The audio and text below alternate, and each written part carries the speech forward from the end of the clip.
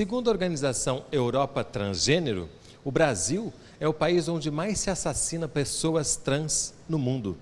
Transfobia é o tema da Universidade, que está começando agora.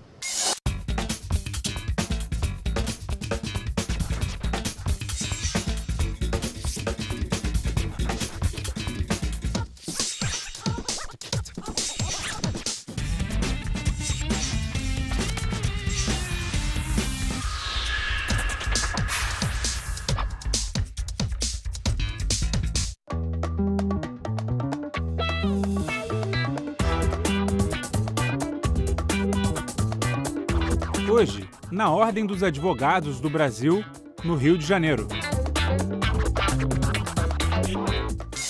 Dentro do primeiro Congresso Brasileiro de Famílias Homoafetivas, uma das discussões é sobre transexualidade. A partir daí, a gente vai falar sobre transfobia. Para entender melhor alguns conceitos que estão dentro dessa questão, o que seria heteronormatividade? É a visão errônea de que só existem héteros e que só existe esse tipo de padrão. A sociedade vai muito além disso e as pessoas vão muito além disso. E essa visão da heteronormatividade acaba impondo condutas de acordo com essa visão limitada. Exatamente, excluindo as outras pessoas que fazem parte de outras situações fora da sociedade. A partir daí, o que seria identidade de gênero? Identidade de gênero é como a pessoa vai descrever para a sociedade que ela se vê como ela se vê no mundo. E não ter que encaixá-la dentro desses quadradinhos binários, né? Só tem um masculino e um feminino, e uma forma de agir, se você está dentro desse masculino. Eu nasci de pintinho, eu sou menino, vou ter que usar azul.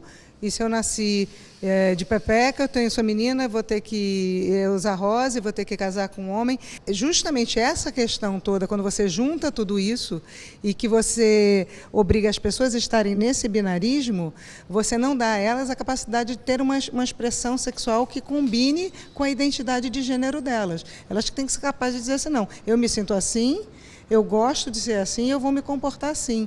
Até porque não existe nada natural, tudo é dado, tudo é construído pela sociedade. Como a história das meninas lobas, que foram roubadas por lobos e criaram com lobos, quando encontradas anos depois, elas latiam, uivavam, se alimentavam com o rosto no chão e andavam em quatro patas. Quando trazidas para a sociedade, morreram. Não sabiam ser humanas. Não. Então, não é natural nem andar, nada é natural. Tudo é construído socialmente. E aí você pega a criança, quando antes dela nascer, faz lá o scan, é menino. Aí já começa a comprar todo enxoval azul e atribuir uma série de coisas para aquela pessoa e que ela pode depois não se identificar com aquilo. E aí já é um motivo de muito sofrimento quando você não se identifica com aquilo que te é imposto, né? Isso, a imposição de um gênero pelo qual a pessoa não se identifica somente pelo marcador do sexo biológico, ela impõe bastante sofrimento, já que isso torna-se de forma normativa, né, imposiciona a pessoa a ser aquilo que ela não se identifica, aquilo que a sua convicção íntima não é. Todos nós temos uma identidade de gênero, não é só pessoas trans. O que difere é que a pessoa trans, a identidade de gênero dela é divergente do sexo biológico. Né? E essa divergência e a imposição normativa de que deveria corresponder à identidade de gênero ao sexo biológico que impõe esse sofrimento todo. Então vamos definir agora o que é cisgênero e o que é transgênero. Bem, cisgênero dizem que é a pessoa que nasceu do sexo masculino e que pertence ao gênero masculino, né? Então ela é cisgênero, ela tem um sexo que, de acordo com seu gênero, nessa heteronormatividade ou nesses papéis binários. A mulher nasce com uma fisiologia, um corpo de mulher, então ela deve agir como mulher, né? Então ela é uma cisgênero dentro desse raciocínio. O transgênero é uma pessoa que nasce de um gênero, né, biologicamente falando, mas ele não tem nenhuma afinidade com esse gênero em termos simbólicos, né? A gente está falando da ideia de natureza. A natureza humana é uma natureza, antes de mais nada, simbólica, né? A gente não tem uma natureza determinada pela fisiologia. Aliás, esse é o grande equívoco da biologia e da medicina, né, desse sistema que a gente vive hoje no SUS, desse sistema capitalista, é pressupor que as pessoas deveriam ter uma conduta de acordo com suas gônadas sexuais, desprezando essa coisa simbólica que a gente é, afetiva, emocional, esse ser complexo, completo, né, que é o ser humano. Então, transgênero é uma pessoa que se identifica com as coisas que pertencem ao gênero que é diferente do seu, teoricamente, previsto, né? Porque ele teria que se comportar de acordo com o seu testículo, com o seu ovário, e as pessoas não se comportam assim, então elas são transgêneras quando elas divergem disso. E aí a gente chega ao termo que dá origem a esse programa, que é transfobia. O que seria transfobia? Transfobia é o ódio, basicamente é o ódio contra as pessoas transexuais.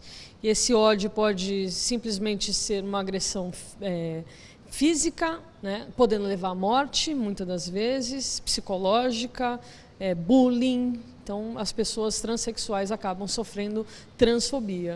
Como é que a gente pode tentar entender o que está por trás da transfobia? Na realidade, se a gente parar para pensar na etimologia da palavra transfobia, ódio de trans. A palavra fobia, ela quer dizer medo. Você não tem medo de trans, você tem ódio. Então, isso é preconceito, né? Você não... Então, vamos... Na realidade, o que existe é uma construção social de que eu não aceito aquele que é diferente e eu quero acabar aniquilar com ele. Isso não é o medo do quem tem medo de agulha, ou medo de aranha, ou medo de barata, né? Você está com ódio daquilo porque as suas subjetividades foram construídas dessa maneira. O que está por trás disso? Falta de educação, falta de as crianças desde pequenininhas a entenderem que eu respeitar o outro, seja ele verde de bolinha cor de abóbora ou amarelo listradinho de verde, não é um favor. Eu sou obrigado, todos nós somos obrigados a respeitar os outros seres humanos, obrigados a respeitar a natureza, obrigados a respeitar os animais. Nós devemos respeito uns aos outros. Aí você não teria mais homofobia, você não teria mais transfobia, você não teria mais guerras, você não teria mais problemas raciais, religiosos nenhum. O que falta, o que está por trás disso é falta de educação e respeito. E a gente pode dizer que a transfobia pode começar, inclusive, dentro de casa? Ah, claro, com certeza. Assim, a família, ela não está isenta de não ter essa compreensão, esse respeito, odeio essa palavra, mas essa tolerância. A palavra tolerância, ela é muito representativa porque ela indica um grau de subordinação, né? Eu te tolero. Eu que sou melhor que você Eu te tolero a sua existência, né? Não, é a questão de respeito, né? Todos nós somos forjados numa sociedade que determina, que normatiza a conduta do outro, né? Normatiza os corpos, normatiza os afetos, normatiza os desejos, né? E dentro das famílias, dentro dos lares, isso também é presente, é muito forte. Não é à toa que a maioria das meninas trans, dos homens talvez um pouco menos, mas as meninas trans são logo expulsas de casa quando resolvem passar por processo de transição, principalmente quando na fase de adolescência, na fase da puberdade. Eu falo constantemente, assim, a menina trans que, como toda menina, sonha com uma festa de 15 anos, quando completa os 15 anos, ela ganha uma calçada para se prostituir. E essa calçada é dada pela família, que é expulsa de casa, de uma escola que não acolhe, que não agrega, que não está preparada, não tem um modelo preparado para acolher essa diversidade, tá? E isso gera consequências futuras muito duras. Mas, felizmente, a gente tem hoje condições biotecnológicas de fazer essa transição. A gente vai entender melhor isso no próximo bloco. Não sai daí, a gente volta já.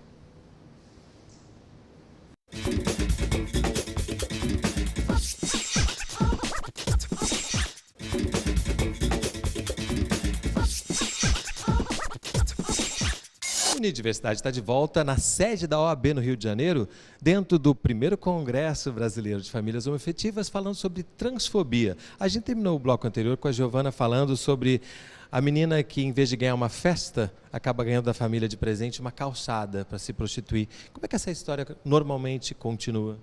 Na realidade, é onde ela começa, né? Porque se a gente pensa que quando a gente olha para essa calçada e vê a travesti ou a transexual se prostituindo ali, a gente pensa sempre em promiscuidade, a gente pensa só em coisa ruim. E se esquece que foi a sociedade que jogou aquela pessoa ali. Quando aquela pessoa dentro da família já é rejeitada desde criança, já é oprimida desde criança, vai para a escola, apanha na escola, reclama com o diretor, o diretor fala, bom, mas também você se comporta desse jeito, o que você esperava? Então, essa criança que tinha que estar sendo protegida da violência, ela sofre violência em casa, moral, ela sofre violência moral e física na escola. Se ela volta em casa toda roxa e conta por que apanhou, apanha mais ainda. E como ela falou, chega na adolescência que não dá mais para controlar toda a questão sexual, ela é expulsa de casa. Ela não teve chance de se educar, ela não consegue emprego, aí ela tem 3 opções. Ou ela se mata, que a gente vê uma taxa altíssima de suicídios, ou ela se droga e acaba morrendo jovem, ou ela se prostitui porque tem que comer. Dentro dessa trajetória há sempre muito julgamento, não é? Julgamento tem a ver com moral, né? Código de valor. Quando a gente pensa em código de valor, a gente falando de gênero, é fundamental pensar isso. Porque a sociedade, a cultura, ela se baseia principalmente nos símbolos, né? Então, quando você nasce, tem toda uma simbólica que você tem que aprender do que é feminino, do que é masculino. É a primeira forma de poder que a gente reconhece.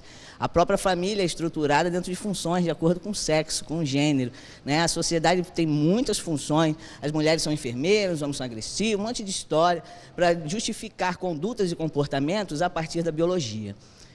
O que é uma grande bobagem. Por quê? Porque você não pode ser determinado nos seus afetos, nos seus gostos, nas suas preferências, no seu modo de se expressar, né, de um ponto de vista biológico. Não, eu ajo assim, ou eu ajo assado, eu penso assim, ou eu penso assado, porque eu tenho um testículo, porque eu tenho um ovário. Por que você tem que gostar de azul? Porque tem que gostar, você tem testículo, você tem que gostar. Então, você tem que agir de uma maneira que é pré-determinada, mas simbolicamente, num arranjo de poder, né, religioso, histórico, social, que vai dizer o que é masculino, o que é feminino. Então, tem gente, e muita gente, que não é esse homem ideal, nem essa mulher ideal.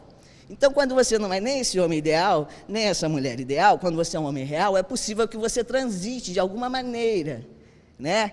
Esse trânsito, essa dificuldade que as pessoas têm de entender que a gente não é produto da norma, a gente que inventa a norma.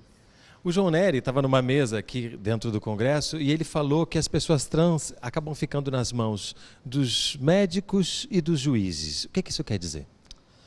A identidade da pessoa trans, ela não é autodeclarada. Diferente de uma pessoa cisgênero, né, uma pessoa cujo sexo biológico está condizente com a identificação dela de gênero, né, que fala eu sou um homem, toda a sociedade vai respeitá-lo como homem, ou eu sou mulher e toda a sociedade vai respeitá-lo como mulher, dentro desse código binário, né, de masculinos e femininos, a pessoa trans, ela depende de que um médico, um psiquiatra, fale e ateste que ela é uma pessoa trans, né? É considerado uma patologia pelo Código Internacional de Doenças, tá? Então, é transtorno de disforia de gênero.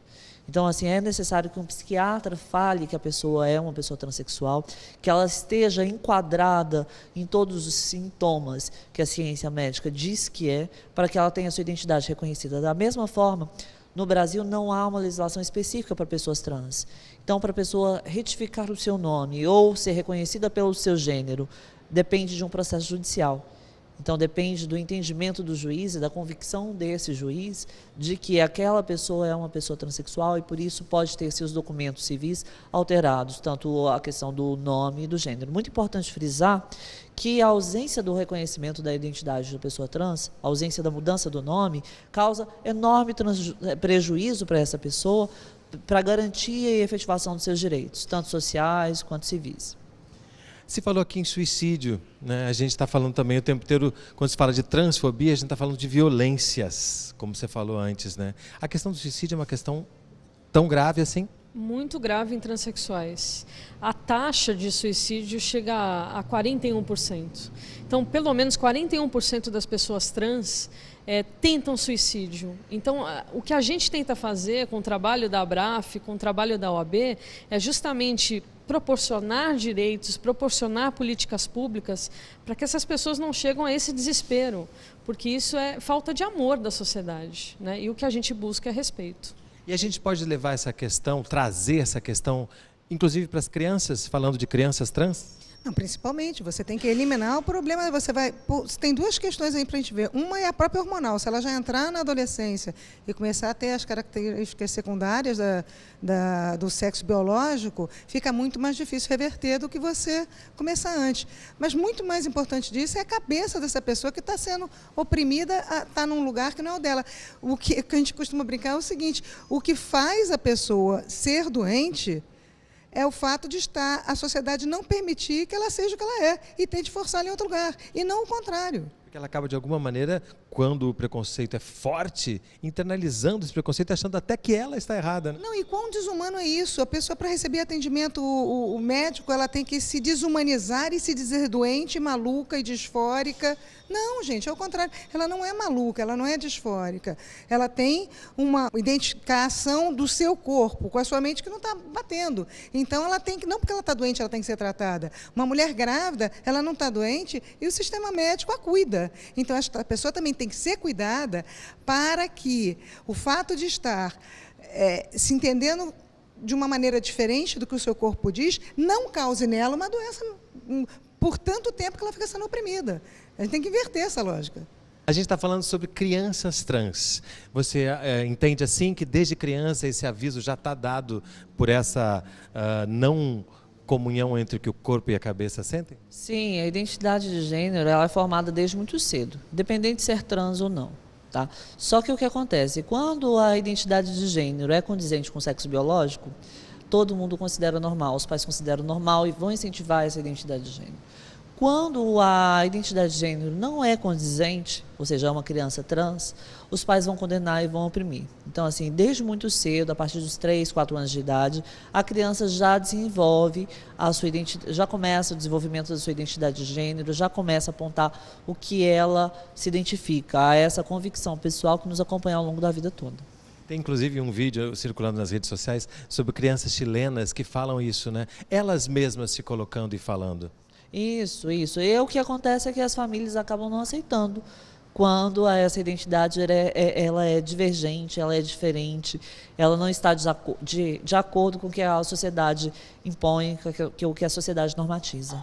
Então, no próximo bloco, avanços em relação à questão dos transgêneros no Brasil e no mundo. Mas antes, se liga nesse vídeo.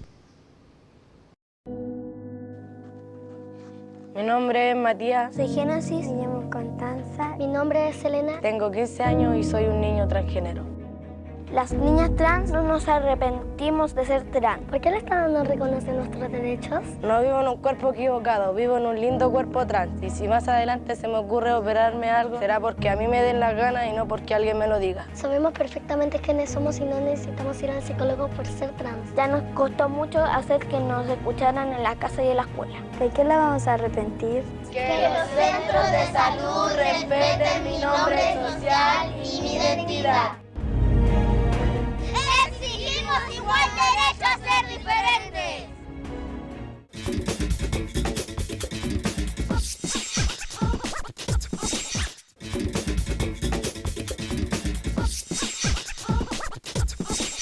Unidiversidade está de volta na sede da OAB no Rio de Janeiro, no primeiro Congresso Brasileiro de Famílias Homoafetivas, falando sobre transfobia. Como é que a gente pode explicar para as pessoas o que é uma transição de gênero? Como é que isso se dá na prática?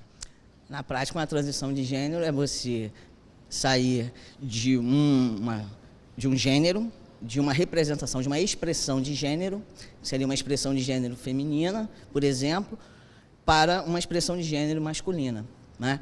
Então, você transita, mas esse trânsito não é só simbólico, não é só social, não é só psíquico, né? Ele também é um trânsito físico e que acontece porque a gente hoje tem biotecnologia para isso.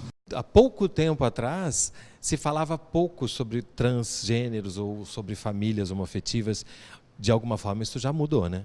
Já sim, a gente tem avançado e isso em decorrência tanto do reconhecimento pelo judiciário das famílias homoafetivas e dos diversos arranjos familiares, um avanço que tem ocorrido dentro do âmbito do direito, no reconhecimento dos direitos dessa família, quanto também no avanço médico, né? É importante frisar que os corpos trans, eles podem hoje, não que não existiam antes, eles existiam, mas o avanço médico possibilita que os corpos trans possam tomar o formato mais próximo das identidades, justamente pelo avanço da hormonioterapia, dos procedimentos cirúrgicos e tudo que vem acontecendo pelo avanço da medicina.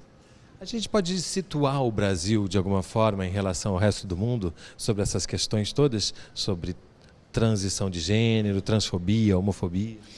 Transfobia principalmente porque, infelizmente, no Brasil é um país que mais mata transexuais no mundo. Além disso, a OEA, no ano passado, em seu relatório, colocou o Brasil como o país que mais mata nas Américas. Então, temos, infelizmente, 51% dos crimes ocorridos contra transexuais e travestis no Brasil. Quais são as boas notícias? Obviamente, a gente coloca o dedo na ferida quando a gente tem que colocar, sim, temos um país que mata travestis e transexuais como ninguém no mundo. Porém, essa questão da sensibilização do judiciário, sensibilização de organizações fortes, como a OAB, por exemplo, que coloca isso como um norte, é importantíssimo. Nos últimos 5 anos, os avanços que a gente teve no Brasil com relação a direitos e com relação à luta, à visibilidade da questão, é importantíssimo. Ao mesmo tempo, a gente está transitando por uma fase muito difícil no país, onde a gente vê as questões religiosas se misturarem com as questões civis e alguns retrocessos bem importantes nos direitos humanos. Como é que a gente se posiciona ante isso? Bom, tem a parte jurídica em si, né? Como ela estava falando, o nosso judiciário tem sido forte para tentar manter a defesa desses direitos, mesmo que tentem legislar contra a Constituição, né? Até contra a Constituição, tentando bloquear os avanços de alguns direitos, o Judiciário tem conseguido parar. Mas eu volto a bater na tecla da educação, como é que a gente se posiciona como sociedade, muito mais do que resolver o problema de agora, quando alguém entra na justiça, como sociedade. Você só muda paradigmas através da educação. Tem que se falar de gêneros nas escolas? Sim, até porque a gente já fala. Na hora que o menino usa o banheirinho de porta azul e a menina usa o banheirinho de porta rosa, a gente está falando de gênero na escola. As filas geralmente também são feitas a partir disso. Tudo é feito a partir desse binarismo. Então, a gente já fala de gênero na escola. Só que a gente não quer falar de uma ideologia de gênero, não quer transformar criancinhas em gays e transexuais. A gente quer falar de uma teoria de respeito, onde se ensine que todos têm que respeitar todos. Como é que dentro disso a gente pode entender a questão da disforia? A pessoa vai procurar essa tecnologia, uma tecnologia biomédica para fazer uma transição corporal. Ela quer ficar com a aparência que ela idealiza, né? Então isso vem de dentro. Eu tenho uma necessidade de expressão e eu quero ter um corpo que expresse essa minha subjetividade. Então eu vou procurar uma tecnologia que faça eu me modificar e para eu poder me expressar dessa ou daquela maneira que eu quero. E aí, quando eu demando isso, o sistema de saúde vai dizer que eu sou disfórico de gênero. E aí você vai pegar o conceito de disforia. Disforia é sofrimento. Eu tenho um sofrimento de gênero, sofrimento agudo. Aí eu pergunto às pessoas, né, o que causa o sofrimento agudo em alguém querer se expressar num gênero que só lhe dá alegria, que ela se sente bem. Se as pessoas não oprimissem mais as outras, se as pessoas tivessem liberdade de se exprimir, de falar, de se expressar, talvez a disforia fosse uma alegria. Entendeu? Falando em alegrias e também falando das limitações que existem em relação à educação e ao mercado de trabalho, hoje a gente já vê muitos transexuais com curso superior e podendo trabalhar para essa causa a partir daí também, né? Tem sim. Hoje tem uma abertura no mercado e assim, há uma busca, uma mudança de perfil, né? Assim, transexuais que conseguiram a aceitação da família e, por isso, conseguiram galgar um estudo maior e algumas conquistas que a gente vem tendo nos últimos anos. Por exemplo, a Resolução 12 do Conselho Nacional LGBT, né, que possibilita, que reconhece a possibilidade da pessoa transexual utilizar o banheiro, utilizar o nome social no ambiente escolar. Apesar dessa resolução não ter caráter normativo, ou seja, não tem força de lei, mas já é uma garantia que vai possibilitar com que mais pessoas trans consigam ter esse espaço, consigam ter esse acesso. O maior exercício que a gente tem que fazer por toda a vida, não só com pessoas trans, mas com aquelas pessoas que são diferentes da gente, as pessoas que têm posicionamentos diferentes. É a possibilidade de se colocar no lugar do outro, de exercitar a alteridade. E chega ao fim mais um Unidiversidade, um programa do Canal Saúde da Fundação Oswaldo Cruz. Se você quiser entrar em contato conosco, nosso endereço eletrônico é canalsaude.fiocruz.br. E eu quero agradecer a Simon, Giovana, Patrícia e Ana por mais um Unidiversidade que vocês fizeram.